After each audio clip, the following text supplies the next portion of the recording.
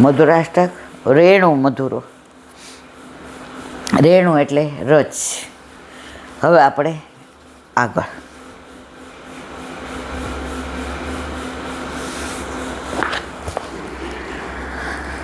રાસ પંચાયતીમાં ઠાકોરજી ગોપીજનોની વચમાંથી અંતર ધ્યાન થાય છે ત્યારે બધા વ્રજ ભક્તો એમને શોધવા નીકળી પડે છે. શોધતા શોધતા પ્રભુના શ્રી ચરણ કમળના ચિહ્નના દર્શન થાય છે. આ ચિહ્નોને જોઈ એને સાક્ષાત દંડવત પ્રણામ કરી રજને મસ્તક પર ધારણ કરવા લાગ્યા.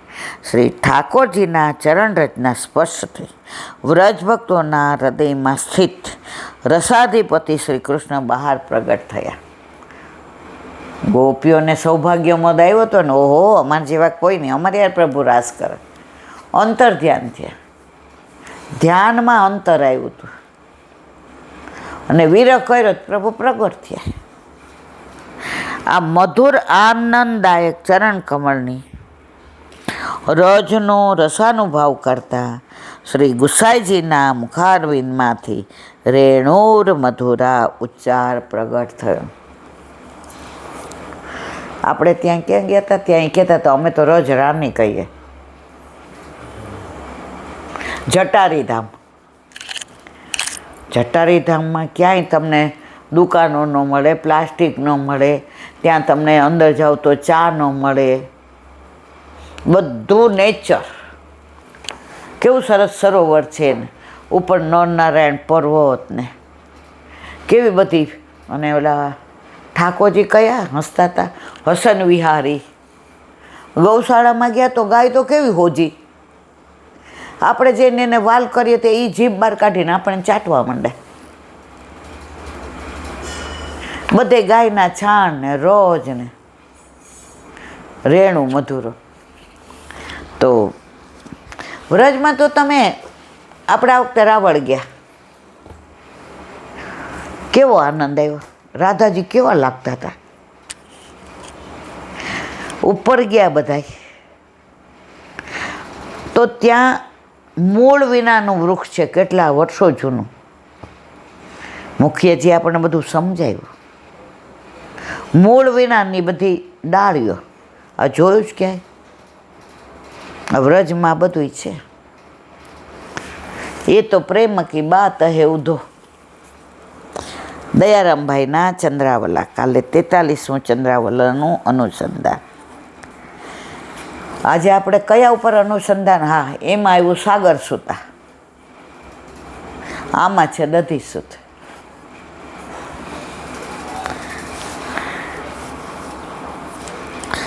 જો દુગ્ધ સૂતા હતો, મેં કીધું સાગર નહોતું, દુગ્ધ સૂતા હતો. સૂર્યપુત્ર કરણ તે મહાભારતના યુદ્ધમાં અર્જુન તેનો દુશ્મન હતો. અસ્વસ્થામાં એ પાંડવોના વંશનું નિકંદન કરવા ધાર્યું. ત્યારે અર્જુન પુત્ર અભિમન્યુની પત્ની ઉત્તરાના ઉદરમાં રહેલા ગર્ભનો નાશ કરવા અસ્ત્ર મૂક્યો. ગર્ભના ટુકડે ટુકડા કરી નાખ્યા. ત્યારે ઉત્તરાએ ભગવાનની સ્તુતિ, જો ભાગવતમાં સ્તુતિઓ બહુ છે. ઉત્તરા સ્તુતિને, ભીષ્મ સ્તુતિને, ધ્રુવ સ્તુતિને, બ્રહ્માજીની સ્તુતિને, ઇન્દ્રજીની સ્તુતિ, સૌથી બેસ્ટ કુંતા સ્તુતિ. એનું વર્ણન આપણે કાલે કર્યું કે પ્રભુ મારા ગર્ભની રક્ષા કરો. તે જ વખતે તેના ગર્ભના ટુકડા જોડી તેની રક્ષા કરી. ગર્ભ ક્ષતિગ્રસ્ત થયો, તેથી તે પુત્રનું નામ પડ્યું પરીક્ષિત. આ જ રાજા પરીક્ષિત જેમને વ્યાસપુત્ર સુખદેવજીએ ભાગવત સંભળાવ્યું હતું. જઠર રક્ષા કરણ. આ પરીક્ષિતની જઠરમાં કોણે રક્ષા કરી? ઠાકોરજીએ. ત્યારથી પ્રભુનું નામ ઉત્તરા ગર્ભ રક્ષક એવું બોલાય છે.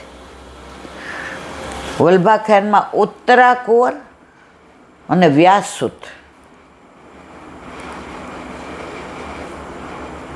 તો મેં કીધું આમાં ઉત્તરા કુંવરના બદલે સીધું પરીક્ષિત ન લખાય,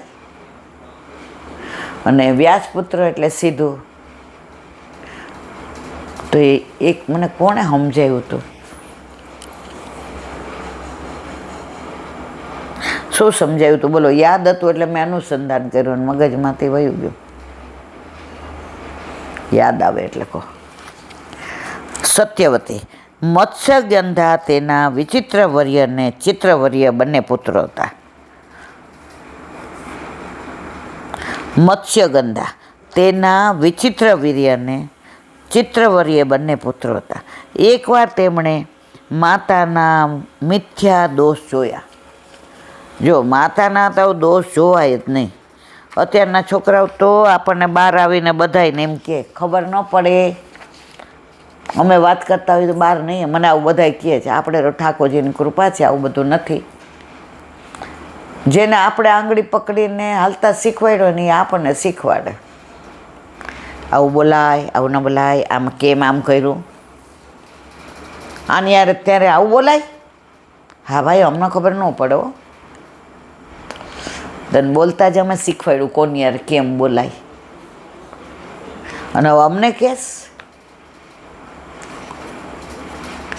કળિયુગમાં આવું બધું થાય તો કળિયુગ આગળ વધે ને મારા વાલા. જો માતાના મિથ્યા દોષ જોયા, તેના પ્રાયશ્ચિત રૂપે બંને ભાઈ પીપળાના ખોળમાં બળી મળ્યા. જો આ તરફ વંશ રાખવા વ્યાસ મુનિએ સન્મુખમાં બંનેની રાણીઓને નીકળવાનું કહ્યું, ત્યારે એકે શરીરે ભૂતળો ભૂસ્યો, તેના પાંડુ રાજા થયા. આ દોષ જોયો એમાં એનું પરિણામ તો જુઓ. માતાના દોષ જોયા તો પીપળાના પેલા બળી મુવા. હવે બેયની જે રાણી હતી એને નીકળવાનું કહ્યું, ત્યારે એકે શરીરે ભૂતળો રહી, આમ ભૂત જેવી થઈ. તો એનું કોણ થયા? પાંડુ રાજા. અને બીજી આંખે પાટા બાંધ્યા, એના ધૃતરાષ્ટ્ર થયા. પાછળથી દાસી નિર્મળતા બતાવતી નીકળી, એના વિદુરજી થયા. દાસી પુત્ર કહેવાય છે ને. પાંડુ રાજાના પુત્રો પાંડવો, તેની પત્ની દ્રૌપદી, તેની પરમ ચિંતા હરણ. દુશાસન જ્યારે દ્રૌપદીના વસ્ત્ર ખેંચી રહ્યો હતો, ત્યારે ત્યાં બેઠેલા પાંડવો પિતામહ વગેરે નીચે જોઈ કાંઈ કરવા સમર્થ ન હતા. ત્યારે દ્રૌપદીજીએ દ્વારકાધીશને યાદ કર્યા, પ્રભુ મારી લાજ બચાવો. શ્રી કૃષ્ણ શરણમમ આટલું કહેતા જ પ્રભુએ તેના વસ્ત્ર પૂર્યા, અબળાની રક્ષા કરી. તો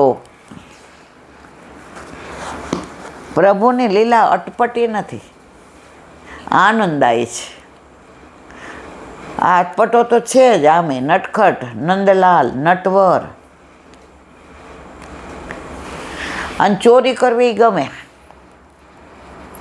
વસ્ત્ર પૂરવાય ગમે. અહીંયા વસ્ત્ર પૂરે, ચીરઘાટ પર વસ્ત્ર હરે ખરો. ગિરાજી ધારણ કરે અને અહીંયા ઉમરો ઓળંગવામાં તકલીફ પડે. મૂંઝાટું એમાં બધું અગ્નિનું પાનય કરે ને ઘરે આવીને દૂધ ગરમ લાગે. ગોપીઓને પીઠ મળી દે અને ઘરે આવે બારણામાં આવતો હોય. તમે કોઈ પ્રભુની આવી લીલા ન જુઓ મારા વાલા. અને આજે જે લીલા કહી હોય બીજી વાર કહીએ ને તો એમાં ભાવ જુદો જ હોય. 84-252 ઘણા વૈષ્ણવ ઈલાબેન અમે કેટલી વાર વાંચી નાખ્યું. મેં તો એકે વાર રાખ્યું. એક એક લીટીને શબ્દને ઓગાળો, અંદર અનુપાન કરો. હવે વાંચી જાય એટલે શું આપણે જલ્દી આજે મારે એક વાર્તા વાંચવાની છે ના, ભલે ને 2 લીટી વંચાય પણ એની અંદર તમે ઓગળી જાઓ. જો કોઈ આપણને એમ કહે ને કે ઠંડા પાણી આરા લેવાનું, બરાબર,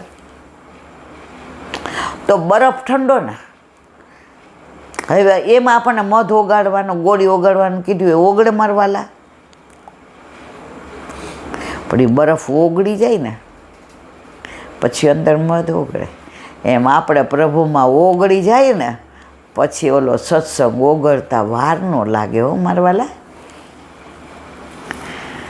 બોલો વલ્લભાધીશ કી જય.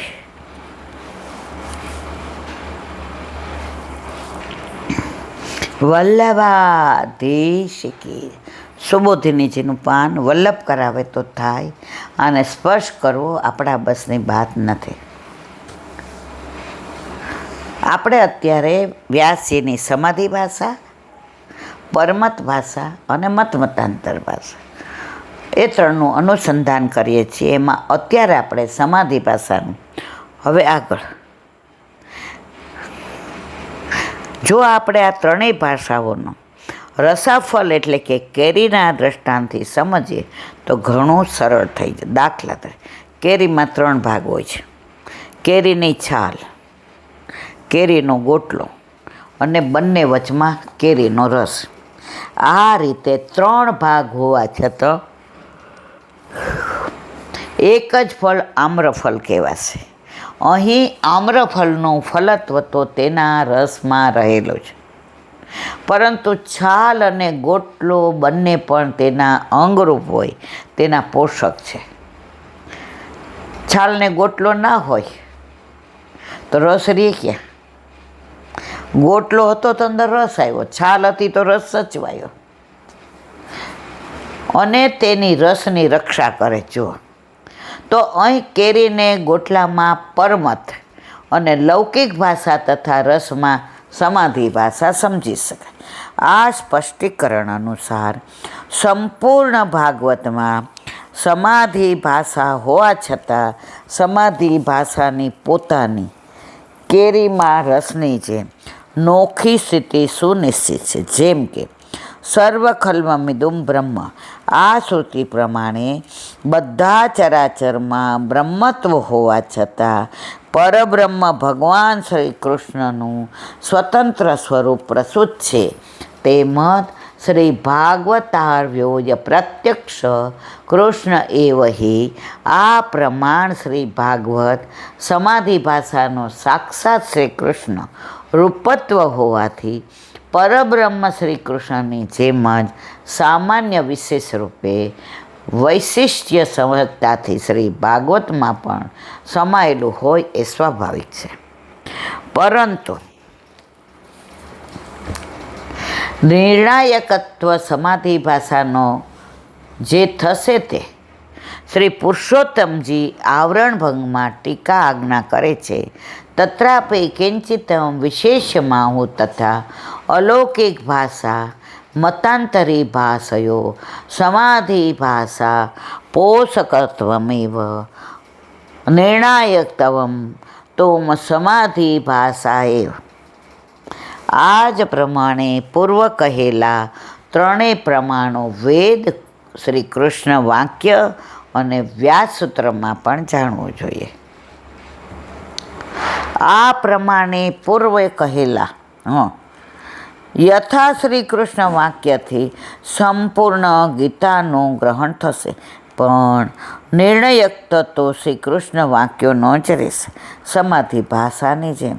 તો સમાધિ ભાષા એક એવી વસ્તુ છે જે લૌકિક અને પરમાત્મ ભાષાઓથી નોખી હોવા છતાં તેઓને સમગ્ર રીતે વ્યાપ્ત કરી સ્વયં પોતાના મૂળ રૂપમાં સ્થિત રહેલ છે. અત્યારે આપણે સમાધિ ભાષાનું વિવરણ કરીએ. કેરીમાં રસ ફળ છે, બરાબર, એનું ઓલું છે, પણ ગોટલો ને છાલ ન હોય તો સચવાય શેમાં? ગોટલો ન હોય તો રસ આવે શેમાંથી? એટલે ભલે સમાધિ ભાષા વ્યાસજીએ સમાધિમાં જોયેલી પ્રભુની લીલા છે, પરંતુ ગોટલો અને છોટલું એટલે પરમત અને મતમતાંતરે લૌકિક ભાષા લોકમત પણ એટલી જ અગત્યની છે. ઉપરોક્ત વિશ્લેષણ ખૂબ સરળ રીતે કરી સમજી શકાય એવી રીતે લખે. વાચક સમાધિ ભાષાને લક્ષી ગ્રંથકારનો આશ્રય ઘણો સમજી જશે એવી આશા રાખો. છતાં વધારે જાણવું હોય તો ગ્રંથનું અવગ્રાહન અધ્યયન તથા ગ્રંથકાર મેળે જ સ્પષ્ટ કરશે. બોલો વલ્લભાધીશ કી. શ્રીમદ ભાગવત અને મારા ગુરુદેવ. चंद्र सरोवर पे सूरदास जी के द्वार पे मेरा दंडवत प्रणाम। सुरभि कुंड पे परमानंद दास जी के द्वार पे मेरा दंडवत प्रणाम। जमुनावता पे संकर्षण कुंड पे कुंभन दास जी के द्वार पे मेरा दंडवत प्रणाम। बिरछू कुंड पे कृष्णदास जी के द्वार पे मेरा दंडवत प्रणाम। कदम खंडी पे गोविंद स्वामी के द्वार पे मेरा दंडवत प्रणाम। अप्सरा कुंड पे चित्त स्वामी के द्वार पे मेरा दंडवत प्रणाम। मानसी गंगा पे नंददास जी के द्वार पे मेरा दंडवत प्रणाम। रुद्र कुंड पे चतुर्बुद्ध दास जी के द्वार पे मेरा दंडवत प्रणाम। વ્રજ વિલાસ વ્રતની ગોપિકાઓને મારા દંડવત प्रणाम। હે વલ્લભ, સવારથી અત્યાર સુધી સેવા સ્મરણ સત્સંગ જે પણ તે કરાવ્યો તે તારા ચરણારવિંદમાં સમર્પણ કરું છું. ભૂલ અપરાધ થઈ હોય તો ક્ષમા કરશો. બોલો વલ્લભાધીશ કી જય. દ્રઢઈના ચરણ કેરો ભરોસો દ્રઢઈના ચરણ કેરો શ્રી વલ્લભનક ચંદ્ર છટાબીન સબ જુગ માય અંધેરો ભરોસો દ્રઢઈના ચરણ કેરો साधन और नहीं कली में 400 होया निवेरो सूर का कहे द्विविध आंधरो बिना मोल को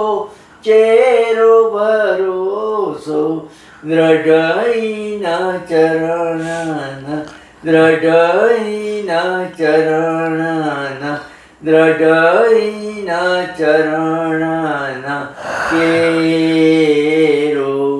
શ્રી આદેશ કી જય. આજનો આ સત્સંગ મારા વલ્લભના ચરણારવિંદમાં સમર્પણ કરું છું. ભૂલ અપરાધ થઈ હોય તો ક્ષમા કરશો. આ મારા વલ્લભની વાણી અને ભૂલો એ મારી. બોલો વલ્લભાધીશ. ધન્ય તેરસ ધન ધોવત નંદરાની. બધાયને જાજા કરીને જય શ્રી કૃષ્ણ.